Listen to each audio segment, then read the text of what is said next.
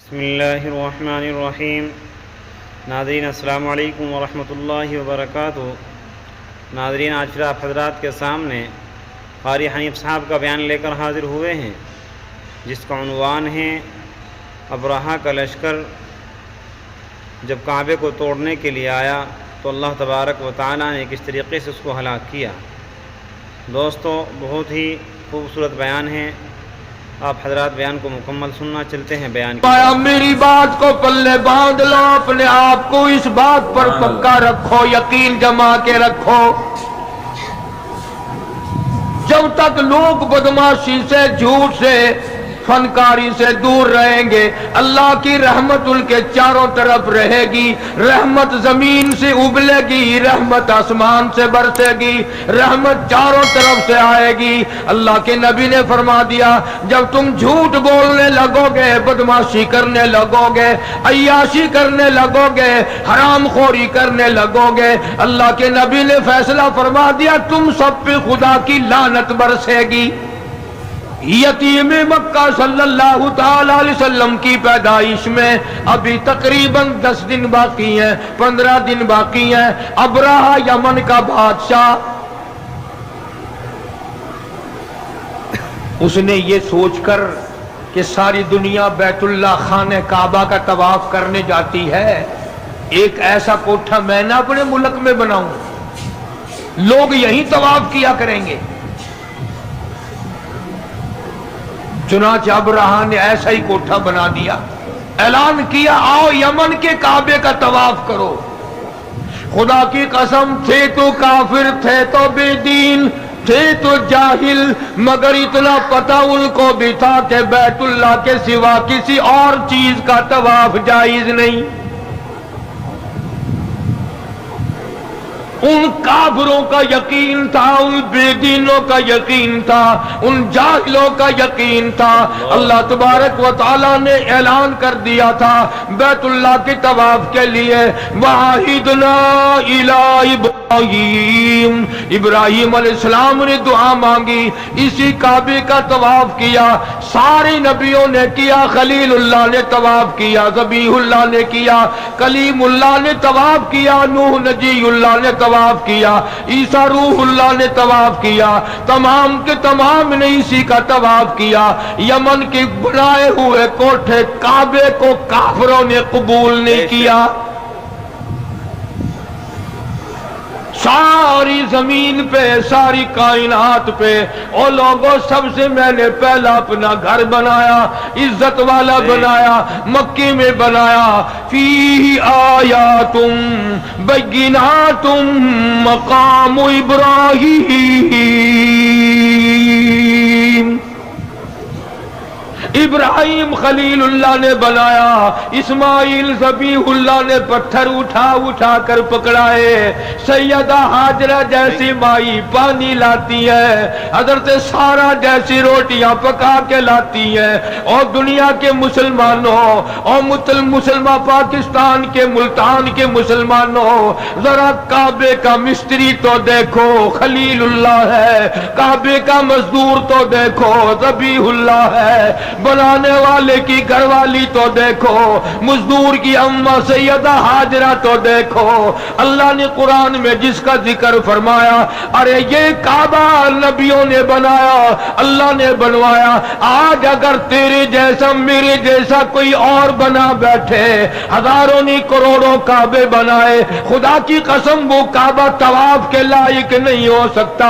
یہ کعبے کی توہین ہے، بیت اللہ کی توہین ہے، اس بنانے والے مستری کی توہین ہے، اس بیت اللہ کے مزدور کی توہین ہے، اور پانی لانے والی ہاجرہ کی توہین ہے، روٹیاں پکا کر کے لانے والی سارہ کی توہین ہے۔ یمن کے بادشاہ نے کعبہ بنایا، لوگوں نے طواف کرنے کے بجائے پخانہ کر کر کے اس کا کوٹھا بھر دیا۔ دیکھا کیسے رد کیا۔ ابرہا کو آگ لگ گئی، کہنے لگا جب تک اس کعبے کو میں گرا کے نہ ہوں، جب تک اس اللہ کے گھر کو منہدم نہ کر دوں، اس مکے والے خانہ کعبے کو ملیا میٹ نہ کر دوں، لوگ اس وقت تک میرے کعبے کو نہیں مانیں گے، میرے بنائے ہوئے کو نہیں مانیں گے۔ طاقت کے بلبوتے پر اٹھا، ہاتھیوں کی فوج لے کر آیا۔ کس وقت لے کر آیا؟ جبکہ دو جہان کے سردار حضرت محمد الرسول اللہ صلی اللہ تعالی علیہ وسلم شکم مادر میں ہیں۔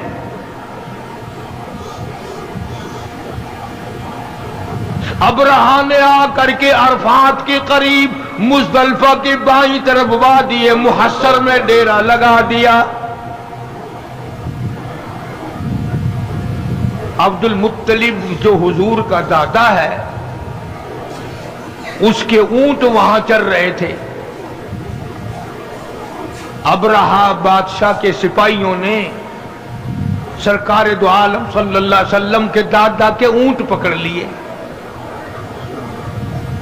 عبد المطلب کو پتا چلا وہاں مکے میں کہ میرے اونٹ بادشاہ ایک آیا ہوا ہے، ہاتھیوں کی فوج ہے، بڑی طاقتور فوج ہے، اور وہ اونٹ پکڑ بیٹھا میرے اور کعبے کو گرانے آیا۔ عبد المطلب اس وقت بیت اللہ کے متولی تھے، انچارج تھے، تو یہ گئے اور ابرہا سے ملاقات کی۔ وہ سمجھا شاید یہ کوئی کعبے کے بارے میں بات چیت کرنے آئے ہوں گے، کچھ لو کچھ دو کی بات کریں گے۔ چلو اور نہیں تو میں یوں ہی طے کراؤں گا، ایک سال تیرے کعبے کا طواف ہوگا، ایک سال میرے کعبے کا طواف ہوگا، ایک سال لوگ ادھر آئیں گے، ایک سال لوگ ادھر جائیں گے۔ عبد المطلب تشریف لائے اور ابرہا سے ملاقات کر کے کہا کہ بھئی تیرے سپاہیوں نے میرے ناجائز اونٹ پکڑ لیے ہیں، میں اپنے اونٹ چھڑانے آیا ہوں۔ میں نے کہا کمال ہے، آپ کعبے کے متولی نہیں؟ کہ ہاں ہوں۔ کعبے کی چابیاں تمہارے پاس نہیں؟ کہ ہاں میرے پاس ہے۔ یہ کمال ہے تیری، کعبے کی بات نہیں کرتا، اونٹوں کی بات کرتا ہے۔ تجھے اپنے اونٹوں کی پڑ گئی، کعبے کی بات کر۔ ہاں کس طرح کرنا ہے؟ عبد المطلب نے جواب دے دیا اونٹ میرا مال ہے، اس لیے میں چھڑانے کے لیے آیا ہوں، اور یہ تیرے دل میں غلط خیال ہے، کعبہ میرا نہیں، کعبے والا کوئی اور ہے۔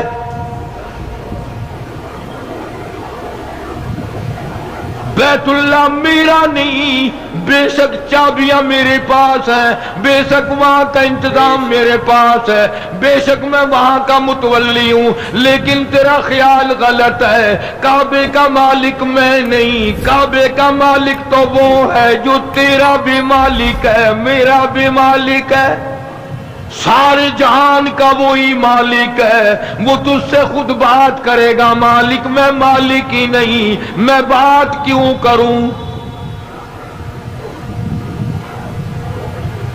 پھر اس نے کہا کہ جی انتظام تو آپ کے پاس ہے نا، جو بات کرنی ہے وہ آپ بات کریں۔ عبد المطلب نے جواب دے دیا، فرمایا میں نہیں جانتا، کعبے والا جانے اور تو جانے، تیرے پاس ہاتھیوں کی فوج ہے، میرے پلے کچھ نہیں، وہ خود تیرا مقابلہ کرے گا۔ جب زیادہ مجبور کیا ابرہا نے، عبد المطلب نے ایک ہی بات کہہ دی، اور ساری زمین کا مالک وہ، آسمان کا مالک وہ، سمندروں کا مالک وہ، دریاؤں کا مالک وہ، تیری فوج کا مالک وہ، میرا خالق و مالک وہ تجھ سے خود نہیں بڑھے گا، میرا کعبہ ہے ہی نہیں، مالک کائنات کا ہے، وہ خدا تجھے خود سنبھالے گا۔ ابرہا سے اتنی بات کہہ دی حضرت عبد المطلب نے، اور اس کے بعد گھر گئے۔ پریشانی ہے الہی، میں کیا کروں؟ میرے پاس تو لشکر نہیں، میرے پاس تعداد نہیں، میرے پاس فوج نہیں، اس کے پاس تو ہاتھیوں والی فوج ہے۔ मगर इतना तो कर सकते थे। उसी वक्त अब्दुल मुत्तलिब की आंखों में आंसू आ गए और फरमाया, ऐ बेटी आमना, ओ आमना, चलो बैतुल्लाह में चल कर दुआ मांगे। अब्दुल मुत्तलिब ने सैयदा आमना को साथ लिया। मदनी करीम सल्लल्लाहु ताला अलैहि वसल्लम पेट में है, चली जा रही है और काबे में ले गया दादा और हाथों में गिलाफे काबा पकड़ा दिया। हजरत आमना के हाथों में गिलाफे काबा है और हजरत आमना दुआ मांग रही है। हजरत सैयदा आमना कहती है, ओ मौला तेरी मर्जी, तू करीम है, तू रहीम है, तू खालिक व मालिक है। मौला हमने तो सुना था कि इस घर को बसाने वाला आने वाला है और आज इस बैतुल्लाह को हाथियों की फौज लेकर गिराने आया दुश्मन।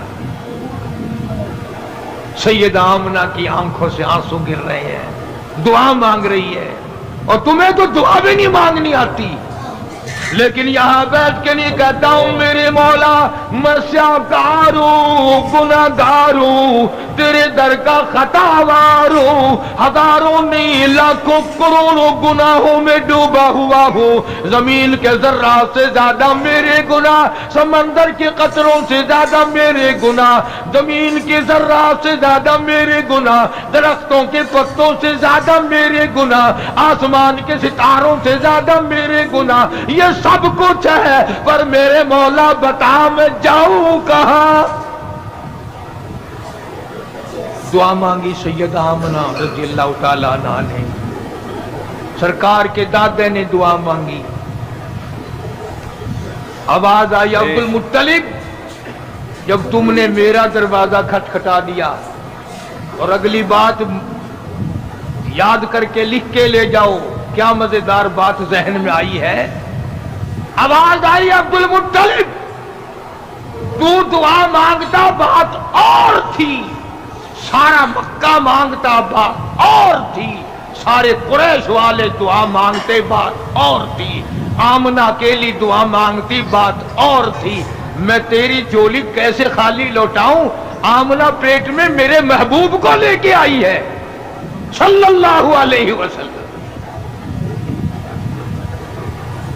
और फरमाया अब मैंने इतना कबूल कर लिया, लश्कर की हाजत नहीं, फौज की जरूरत नहीं, कुरैश वाले भी जाओ, सरदार आराम करो, मक्के वाले तो सो जाओ, फरिश्तों तुम्हारी जरूरत नहीं, जिन्हों तुम्हारी हाजत नहीं। आज हाथियों की फौज के मुकाबले के लिए किसी की जरूरत नहीं। आमना जब तू काली कमली वाले को लेके आ गई, मैं भी तुम्हें ऐसी जंग करके दिखाऊंगा जिससे मेरी खुदाई समझ में आए। निराली जंग होगी आज। अब्दुल मुत्तलिब ने जब ये बात कह दी कि काबे वाला काबे की बात करेगा तो मैं ही करूंगा, जिब्रील हट जा, इसराफील एक तरफ हो जा, मिकाईल अपनी ताकत को अलग रखो, सारे फरिश्तों एक तरफ हट जाओ, आज निराली जंग होगी। निराली कैसे होगी? फरमाया अबराहा के हाथी लड़ेंगे, मैं खुदा की चिड़िया लड़ेगी। कुरान है, कुरान कहानियां नहीं है ये, डोले नहीं है। फरमाया मेरी खुदाई तुम्हारे दिमाग में जब आएगी, एक तरफ हाथी होंगे, एक तरफ तोले की चिड़िया होगी। खुदाई ताकत का मुकाबला होगा। बस देखते देखते अबराहा ने अपनी फौज को चलने का हुक्म दिया। हाथी चले, फौज चली, और आसमान की तरफ बादल से दिखाई दिए, बादल से दिखाई दिए। देखते देखते हजारों लाखों करोड़ों चिड़िया जमा हो गई। जैसे फौज को जब तक हुक्म नहीं मिलता उस वक्त तक हमला नहीं करती। बादल छाया हुआ है, चिड़िया घूम रही हैं और इंतजार है कि कब बटन दबेगा। उधर से आवाज आई, अलम तरा कैफ फ़अल रब्बुका बिअस्हाबिल फील अलम यजअल कैदहुम फी तज़लील व अरसल अलैहिम तैरन अबाबील।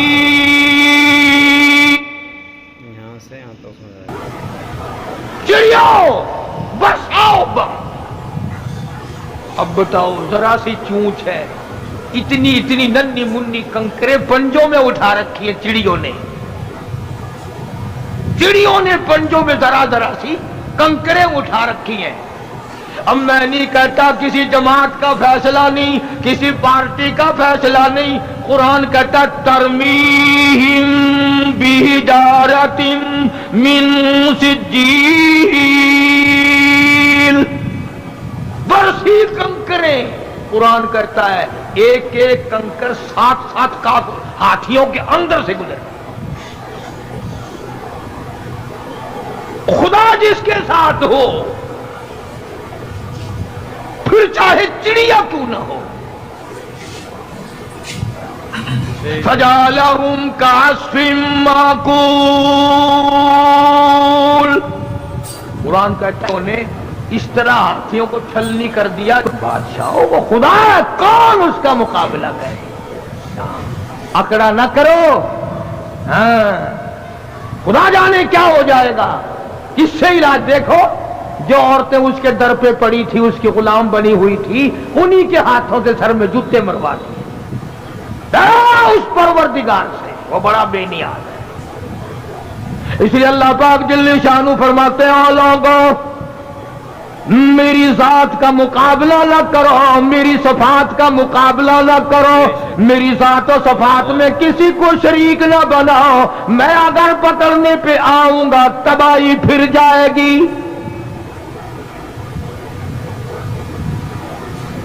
अब रहा गया अपने काबे को बनाने आया था, सब कुछ खो बैठा। अर्ज करने का मकसद ये था कि मोहम्मद अरबी सल्लल्लाहु अलैहि वसल्लम हमारे लिए रहमत बनकर आए, हमारे लिए करम बनकर आए, रऊफ बनकर आए, रहूम बनकर आए, रहीम बनकर आए, मेहरबानियों वाला नबी बनकर आए, शाफी कौसर बनकर, शाफी माशर बनकर आए, साकी कौसर बनकर आए, शफीउल मुज़निबीन बनकर आए, मोहम्मद अरबी सल्लल्लाहु अलैहि वसल्लम उम्मत वाले कुरान वाले बनकर आए। अरे सोचने वाली बात तो ये है कि नबी ने हमें कुरान दिया और हम नबी के यहाँ नबी के दरवाजे पे नबी के हुजूर में हर वक्त बदमाशियां पेश करें। जामे तिरमिज़ी की हदीस है कि हर पीर के दिन और हर जुमेरात के दिन हर उम्मती का नामा अमाल आका के सामने पेश किया जाता है। जरा सोचो तो सही, ये मेरा तेरा अमल देखकर हुजूर खुश होते होंगे। नमाज नहीं है, कुरान की तिलावत नहीं है, जुबान से सच्ची बात नहीं है, दिमाग में एक बात समाई हुई है कि दुकान पर बैठ के झूठ बोलना कोई झूठ है, ये तो कारोबारी लाइन है ना। कारोबारी लाइन में बैठ करके गलत काम करना जायज है। इसका मतलब तो ये हुआ कि घर में बदमाशी ना करो, दुकान पे बेशक बदमाशी करो। असल बात यह है कि हमारे दिल में खौफ नहीं। हम में से भी कभी किसी ने खता मानी? एक गुनाह करना और एक करना क्या है, सारा जहान कर रहा है, मैं कर रहा हूं तो क्या है। इसी को खुदाबंद करीम ने ऐलान करके फरमा दिया, इन्ना बत्शा रब्बिका लशदीद,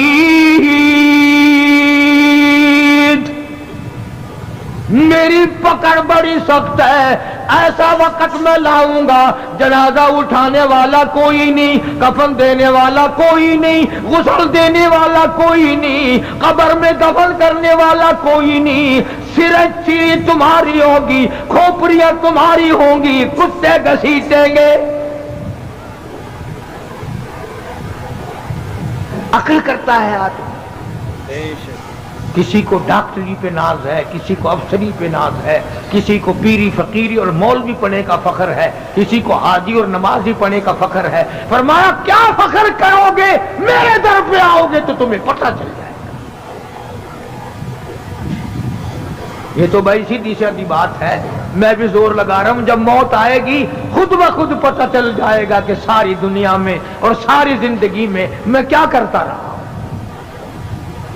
وہاں تو آنکھوں کے اشارے بھی لکھے جا رہے ہیں, زبان سے جو کلمہ نکلتا ہے وہ بھی لکھا جا رہا ہے, ہر چیز ریکارڈ میں ہے, ریکارڈ میں. تو ہمارے نبی حضرت محمد کریم صلی اللہ تعالی علیہ وسلم نے ہر چیز کا نمونہ بن کے دکھلایا, کھا کے دکھایا, پی کے دکھایا, سو کے دکھایا, اپنی شادیاں کر کے دکھلائی, اپنی بچیوں کی شادیاں کر کے دکھلائی, اپنے عزیز و رشتہ داروں کی شادیاں کر کے دکھلائی, بیمار بھی ہو کے دکھایا, مدینے کا بادشاہ بن کے بھی دکھایا, اور اپنے پیٹ پہ 2 پتھر باندھ کے بھی دکھایا. ایک ایک وقت میں ایک ایک بکری کی ران بھی کھا کے دکھائی, اور کئی وقت میں درختوں کے پتے چبا کر الحمدللہ پڑھ کے بھی دکھایا.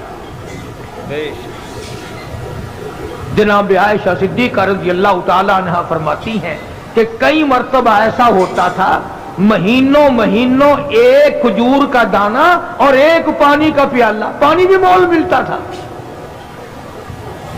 تو محبوب کائنات صلی اللہ علیہ وسلم نے جنگوں میں فتح کر کے بھی دکھلائی. جنگ بدر کے فاتح کو دیکھو, اگر کسی نے شکست دیکھ لی ہو تو احد کے میدان میں پیغمبر کے چچا کے 11 ٹکڑے اٹھاتے ہوئے کو دیکھو. اگر تمہاری بیٹی ہے تمہیں اس کے ساتھ نباہ کرنا پڑ رہا ہے تو تم فاطمہ کے ابا کو دیکھو کہ وہ کیا کرتا ہے.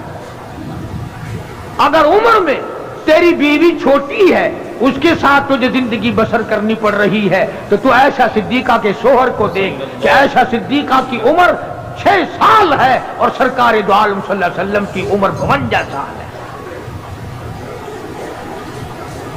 اور اگر تیری بیوی عمر میں تجھ سے بڑی ہے, اس سے گزارا کرنا پڑ رہا ہے, تو سیدہ خدیجہ رضی اللہ تعالی عنہا کے خامن کو دیکھ کہ حضور کریم صلی اللہ علیہ وسلم کی عمر مبارک 21 یا 25 برس ہے اور حضرت خدیجہ کی عمر 45 سال ہے.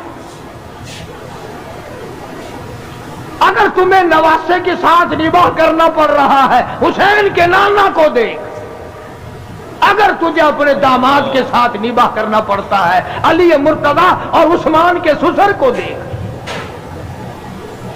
اور اگر تجھے اپنے سورے کے ساتھ نباہ کرنا پڑتا ہے تو پیغمبر خدا صلی اللہ تعالی علیہ وسلم کے ابو بکر صدیق سسر کو دیکھ. کون سی چیز ہے جو میرے آقا کی سیرت میں تجھے نہیں ملتی؟ اپنی زندگی میں انقلاب لاؤ, سچ اختیار کرو, شرافت اختیار کرو, عبادت اختیار کرو, ظلم سے باز آؤ. حدیث پاک میں آتا ہے کہ بعضی مرتبہ آدمی ایسا ظلم کر بیٹھتا ہے کہ اس ظلم کو اگر زمین پہ ڈال دو تو زمین میں آگ لگ جائے, سمندر میں ڈال دو سمندر میں آگ لگ جائے. یہ سارا جہان ناپیدار ہے اور بے وفا ہے. اسی کو شیخ سعدی رحمت اللہ علیہ کیا عجیب نقل کرتا ہے, کہتا ہے کہ یکی بر حسیرو یکی بر سریر یکی در پلاسو یکی در حریر. کہتا ہے یہ تو مقدری سودے ہیں, ہے اور ایک مخمل اور تخت شہنشاہی پہ بیٹھا ہے. یکی باجدارو یکی تاجدار یکی باجدارو یکی تاجدار یکی سرفراز ہو یکی خاک سہار. ایک کے سر پہ تاج ہے اور ایک کے سر پہ کپڑا بھی نہیں, تھر تھر تھر تھر سردی میں کرتا پھرتا ہے. اللہ وہ الگ الگ مقدر بنائے. فرمایا یکی را شب و روز مصحب بدست یکی را شب و روز مصحب بدست یکی خفتہ در کنج میں خانہ مست. کہتا ایک ایسا مقدروں والا ہے ہر وقت اس کے ہاتھ میں اللہ کا قرآن ہے, اور ایک ایسا ہے شراب خانے میں سے میت نکل رہی ہے, کنجر خانے میں سے موت نکل رہی ہے. ایک ایسا نصیبے والا ادھر دم نکلا ادھر قرآن زبان پہ تھا, اور ایک ایسا مقدروں کا مارا ہوا کنجری کی گود میں موت آ رہی ہے. ہمارے نبی حضرت محمد رسول اللہ صلی اللہ تعالی علیہ وسلم نے ہمیں پوری زندگی دی، ساری زندگی کا طریقہ کار بتا دیا۔ یہ بات نہیں ہے جو تم نے اختیار کر رکھی ہے کہ غزلیں گاؤ، پتاشے کھاؤ اور جنت میں چلے جاؤ۔ اگر پتاشے چاپ کر جنت میں جاتے تو بلال کا چمڑا نہ ادھیڑا جاتا۔ ہاں، چار عورتوں نے، چار مردوں نے مل کر غزلیں گائی اور مٹھائی کھائی اور جا کے سو گئے، صبح کی نماز بھی نہیں۔ دوستو، جنت اگر اتنی سستی ہوتی سیدہ زنیرہ کی آنکھیں نہ نکالی جاتی، ابو فقیہہ کی پسلیاں نہ توڑی جاتی، لبینہ کا چمڑا نہ ادھیڑا جاتا، بے شمار صحابہ کرام کا قیمہ نہ بنتا۔ بڑی عجیب بات کہی، مجذوب نے فیصلہ کر دیا۔ مجذوب کہتا کہ واہ غفل تیری ہستی نہیں، واہ غفلت یہ تیری ہستی نہیں، دیکھ جنت اس قدر سستی نہیں۔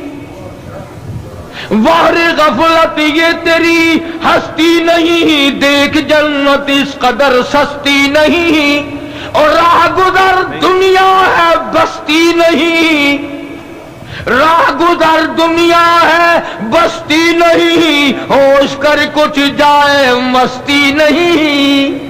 کچھ عقل کر، دماغ لڑا، مخول تو نہیں۔ اس لیے قرآن کریم نے اعلان کر دیا، اولئک الذین کفروا بآیات ربہم ولقائہ فحبطت اعمالهم فلا نقیم لهم یوم القیامت وزنا۔ او میرے بندے، بدیوں کا پلڑا بھر کے لایا، نیکیوں والے میں ہائی کچھ نہیں، تو لوں کیا؟ بھی تول تو جب ہی لگے گا نا جب دونوں پلڑوں میں کچھ وزن ہوگا، ایک پلڑے میں جب کچھ ہے ہی نہیں تو لوں کیا؟ یوم القیامت وزنا، وزن کس بات کا کر؟ تو دوستو، امام الانبیاء محبوب کبریا حضرت محمد مصطفیٰ صلی اللہ تعالی علیہ وسلم کی ذات اقدس کی تابعداری کا وقت ہے، اور خدا جانے میری تیری کس کی قبر تیار ہے۔ ایک حدیث پاک میں یوں آتا ہے کہ بسا اوقات آدمی بنگلہ، کوٹھی، مکان بناتا ہے، حضور نے فرمایا، سب کہہ دو صلی اللہ۔ بسا اوقات آدمی اپنی ساری پونجی لگا دیتا ہے مکان پہ، لیکن حضور فرماتے ہیں کہ اللہ نے یوں فرمایا کہ اس غریب کو یہ پتہ بھی نہیں کہ اس محل میں ایک رات میں سونا نصیب نہیں ہے، ایک رات بھی اس مکان میں بسیرا نصیب نہیں، موت آ جائے گی۔ اور ارشاد فرمایا محمد عربی صلی اللہ علیہ وسلم نے کہ بسا اوقات آدمی سیرا باندھ کے چلتا ہے، شادی کی تیاری ہے، خوشی ہے، ناچ رہا ہے، خوشیوں میں پھولا نہیں سماتا، لیکن اس غریب کو یہ پتہ بھی نہیں کہ جس دلہن کو لینے چلا ہوں ہاتھ لگانا بھی نصیب نہیں ہو، کیا پتا اسے؟ بڑی عجیب بات فرمائی محمد عربی صلی اللہ علیہ وسلم نے، فرمایا دو چیزوں کی ضمانت تم دے دو، لکھ کے لے جاؤ، دل کی تختی پہ کام آنے والی بات ہے، اگر عمل کرو گے انشاءاللہ قبروں میں دعائیں دو گے۔ فرمایا دو چیزوں کی ضمانت تم دے دو، جنت الفردوس کا ضامن میں محمد الرسول اللہ بنتا ہوں، اور جس کا ضامن کالی کملی والا بن جائے اسے کیا چاہیے؟ فرمایا دو چیزوں کی ضمانت دو، ایک یہ جو تمہارے منہ میں ہے زبان، اس کی ضمانت دو کہ اس کو اللہ اور اس کے رسول کے حکم کے خلاف نہیں چلاؤ گے، اور ایک جو تمہاری نفسانی خواہشات کی جگہ بنائی ہے اسے غلط استعمال نہیں کرو گے۔ فرمایا دو چیزوں کی ضمانت تم دے دو، جنت کا ضامن میں ہوں۔ اب حضور صلی اللہ علیہ وسلم نے ضمانت تو دے دی، ہم ضمانت کیسے دیں؟ ہم ضمانت کہاں سے لائیں؟ یوں ہی اگر پچھلے ٹانگے میں برقع نظر آ جائے نا، ایسے مڑ مڑ کے دیکھتے ہیں جیسے ان کا سونا گر پڑا ہو سڑک پہ، یہ ضمانت پکی ہو رہی ہے، پہلے عبوری تھی کنفرم ہو رہی ہے، کیا بدماشی کرنا ہو رہا ہے، چٹی داڑھی، क्या देख रहे हो, क्या करोगे देख कर इनको, ये तो भेड़ बकरियां हैं। इसीलिए खुदा के कुरान ने फैसला कर दिया कि जब लोग बदमाश हो जाएंगे, दिल हराम सोचेगा, आंख हराम देखेगी, हाथ हराम चलेगा, कान हराम सुनेंगे, अल्लाह फरमाते हैं फिर मैं भी ठोक के फैसले करूंगा। फिर ठोक का फैसला है। इधर समाउन शक्कत, आसमान फट पड़ेगा, जमीन चिरकर करोड़ों आदमियों को अंदर लुकमा बनाकर ले जाएगी। इसलिए इस्तिग़फ़ार करो, तौबा करो। मोहम्मद अरबी सल्लल्लाहु अलैहि वसल्लम की सीरत का खुलासा ये है कि कुरान पे अमल किया जाए, दुरूद शरीफ की कसरत की जाए। अल्लाह पाक मुझे और आपको अमल की तौफीक अता फरमाए। व आखिरु दावाना अल्हम्दुलिल्लाहि रब्बिल आलमीन। दोस्तों, आप हज़रात सुन रहे थे क़ारी हनीफ साहब का बयान। दुआ फरमाए अल्लाह तबारक व तआला हज़रत की मग़फ़िरत फरमाए और उनके दरजात को बुलंद फरमाए। हज़रत के कितने बड़े एहसानात हैं, यानी हर मौजू के ऊपर आपने बयान को मुकम्मल फरमाया। और फिर आज जो आप हज़रात के सामने बयान फरमा रहे थे, काबे शरीफ को जब अबरहा का लश्कर गिराने के लिए आया तो अल्लाह तबारक व तआला ने किस तरीक़े से उसको हलाक किया। अल्लाह की कितनी बड़ी करीम ज़ात है कि उसने अपने घर की हिफाजत की और किस तरीक़े से आका अलैहिस्सलातु वस्सलाम के आने की बरकत की वजह से अबरहा के लश्कर को बर्बाद किया। दोस्तों, उम्मीद है कि आप हज़रात को बयान पसंद आया होगा। क़ारी हनीफ साहब का बयान सुनने के लिए हमारे चैनल को सब्सक्राइब करें, वीडियो को लाइक और शेयर करें। चलते हैं, फिर अगले बयान में मुलाकात होगी। अस्सलामु अलैकुम व रहमतुल्लाहि व बरकातुहू।